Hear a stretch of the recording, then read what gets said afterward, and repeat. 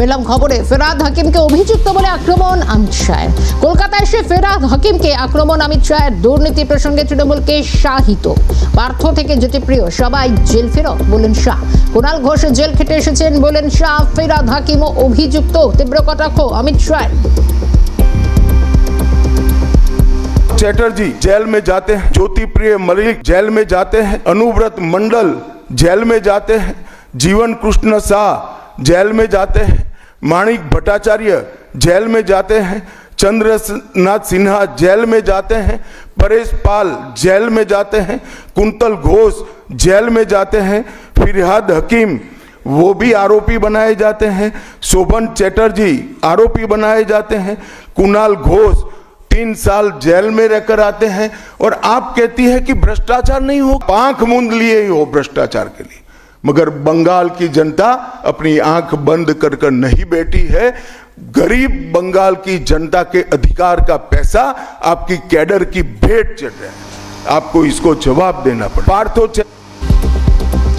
অমিত শাহের বক্তব্য শোনালাম। ভোট এলেই বাংলায় বিজেপির দুর্নীতি তত্ত্ব। পার্থ থেকে জ্যোতিপ্রিয় অনুব্রত জামিনে মুক্ত। কেন্দ্রীয় এজেন্সির তত্ত্বাবধানেই দুর্নীতি তদন্ত, তবু অপরাধ প্রমাণে ব্যর্থ সিবিআই ইডি। দুর্নীতি নিয়ে ফাঁকা হুঙ্কার বিজেপির। ভোট এলে দুর্নীতি অস্ত্রে শান মোদি শাহদের। দুর্নীতি নিয়ে ফাঁকা হুঙ্কার কি বিজেপির? ভোট এলেই বাংলায় বিজেপির দুর্নীতি তত্ত্ব। পার্থ চট্টোপাধ্যায় থেকে জ্যোতিপ্রিয় মল্লিক, অনুব্রত মণ্ডল জামিনে মুক্ত। কেন্দ্রীয় এজেন্সির তত্ত্বাবধানেই দুর্নীতি তদন্ত, তবুও অপরাধ প্রমাণে ব্যর্থ ইডি সিবিআই। দুর্নীতি নিয়ে ফাঁকা হুঙ্কার কি বিজেপির? এ নিয়ে প্রশ্ন তুলছে শাসক। ভোট এলে দুর্নীতি অস্ত্রের শান। আর একবার শোনাবো অমিত শাহের আজকের বক্তব্য।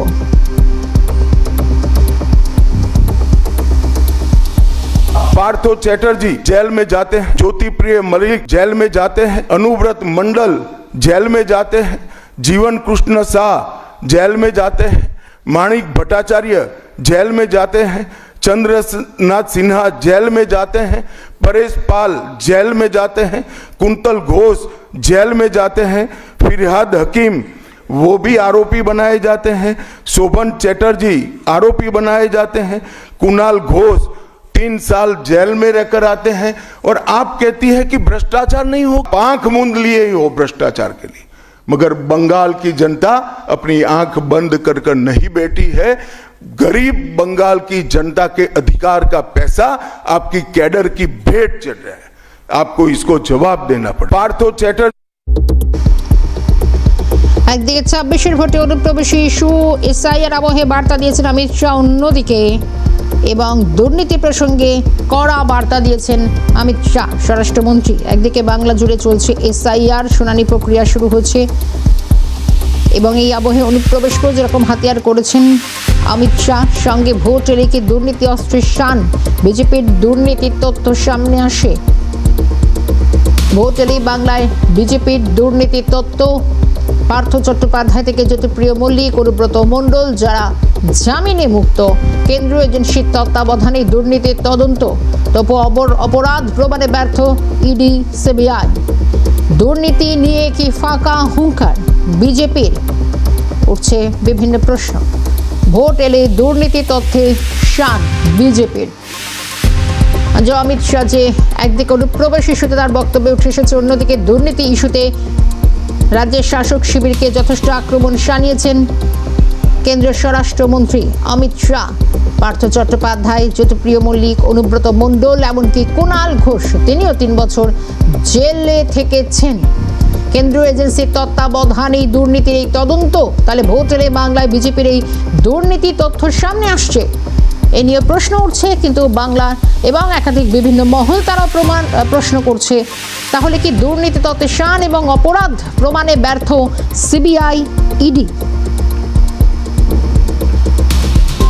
তৃণমূল নেতা আইনজীবী বৈশ্বনাথ চট্টোপাধ্যায় রয়েছেন আমাদের সঙ্গে। বৈশ্বনাথদা, অমিত শাহ বলছেন যে পার্থ চট্টোপাধ্যায় থেকে অনুব্রত মণ্ডল, এমনকি কুণাল ঘোষ যারা জেল খেটে এসেছেন, কিন্তু এক্ষেত্রে দাঁড়িয়ে বারবার দুর্নীতি অস্ত্রেই আক্রমণ শানিয়েছেন, কিভাবে দেখছেন? আসলে পর্যটকরা তো নির্বাচন আসলে পর্যটন করতে আসেন। এই বাংলার মাটিতে উনি বলছেন এই নাম যারা জেল খেটেছে, তাহলে উনি নিজেও তো জেল খেটেছেন। উনি আয়নায় নিজের মুখটা দেখুন, উনি তো জেলে ছিলেন, অমিত শাহ জেলে ছিলেন না। আর উনি বলতে ভুলে গেছেন যে ওনার প্রধানমন্ত্রীকেও কিন্তু সিবিআই ডেকেছিল দাঙ্গার পরে। আর ওনারা তো চিদম্বরমজির মতো আইনজীবীকেও তো জেলে ঢুকিয়েছিলেন। ওনারা সচিন কেজরিওয়াল মতো ইন্ডিয়ান রেভিনিউ সার্ভিসের পাস করা লোক, তাকেও জেলে ঢুকিয়েছিলেন, হেমন্তকে জেলে ঢুকিয়েছিলেন। এখনো পর্যন্ত কি কিছু প্রমাণ করা গেল? ক্ষমতায় আছে বলে কেন্দ্রে তাই সেন্ট্রাল এজেন্সিকে ব্যবহার করছে। যেদিন ক্ষমতায় থাকবে না তখন অমিত শাহ ঠিকানা কিন্তু উনি যা করলেন ওনাকে সেই পাপের ফল ওনাকেও ভোগ করতে হবে। এটা বাংলার মাটি, এখানে এরকম বাইরে থেকে এসে বড় বড় কথা বলে কোনো লাভ হয় না। এটা দুর্জয় ঘাটি, ওটা জানতে হবে। ধন্যবাদ বসু। যেটা বিহারে করে সেটা বাংলায় করবে। আমরা 365 দিন রাজনীতির মধ্যে থাকি, পলিটিক্সের মধ্যে থাকি, অত সহজে না।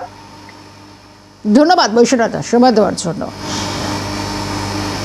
কেন্দ্রীয় এজেন্সি তত্ত্বাবধানে দুর্নীতি তদন্ত এবং অমিত শাহ আজকে যে বলছেন, যে কথা তিনি বলেছেন, ভোট এলেই একদিকে যেরকম বাংলায় বিজেপির দুর্নীতি তথ্য সামনে এসে পার্থ চট্টোপাধ্যায়, অনুব্রত মণ্ডল, জ্যোতিপ্রিয় মল্লিক সবাই জেল খেটেছেন। কুণাল ঘোষ তৃণমূল নেতা, তিনিও 2 বছর জেল খেটে এসেছেন। কিন্তু প্রশ্ন উঠছে, দুর্নীতির তদন্ত চলছে কেন্দ্রীয় এজেন্সির তত্ত্বাবধানে, তবুও কি অপরাধ প্রমাণে ব্যর্থ সিবিআই, ইডি?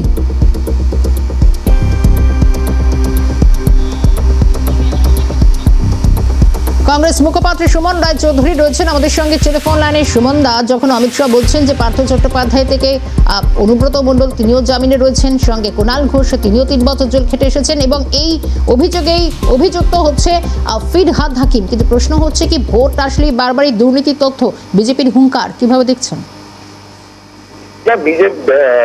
তৃণমূল কংগ্রেস একটা দুর্নীতিগ্রস্ত দল, এতে কোনো সন্দেহ নেই। কুণাল ঘোষ থেকে শুরু করে পার্থ চট্টোপাধ্যায়, অনুব্রত মণ্ডল সবাই জেল খেটেছেন এবং সবাই বেলে আছেন, এতেও কোনো সন্দেহ নেই।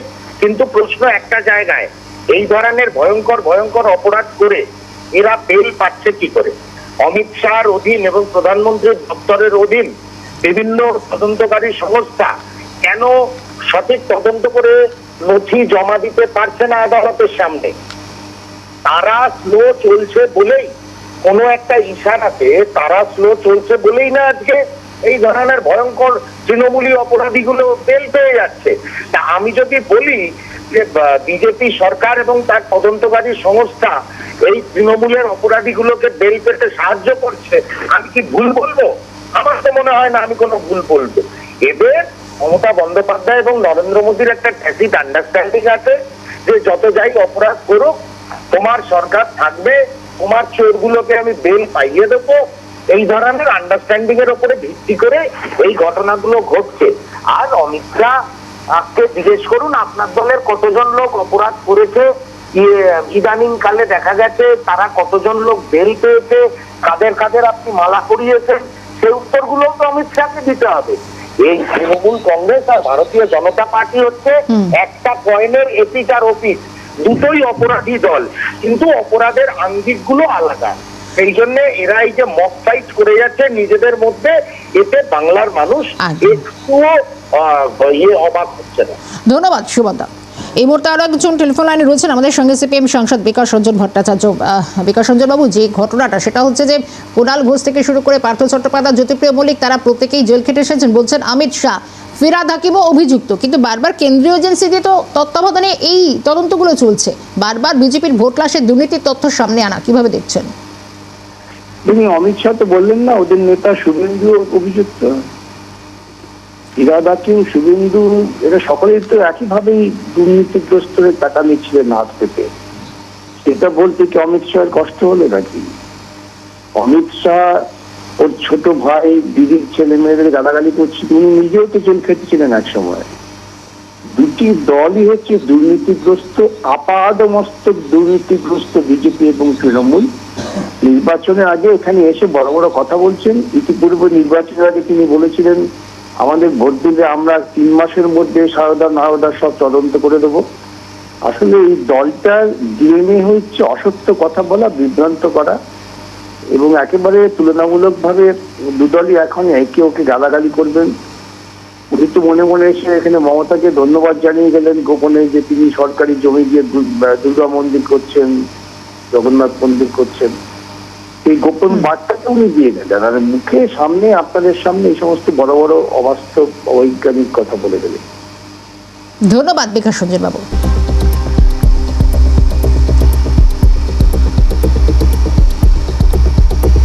সেরকম মমতা বন্দ্যোপাধ্যায়ের বক্তব্য। আমাদের লোক যদি দুর্নীতি করে আমি অ্যাকশন নিই।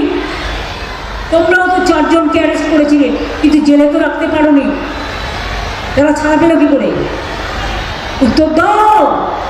আর তোমাদের যারা ডাকাতি করছে, মেয়েদের উপর ধর্ষণ করছে, তাদের ছেড়ে দিচ্ছ। হাতরাজ ভুলে গেছো, উন্নয়ন ভুলে গেছো, সারা ভারতবর্ষ ভুলে গেছো। কিন্তু বাংলায় যত কিছু হলে বাংলা তোমার কাছে কোনোদিন মাথা মতো করবে না।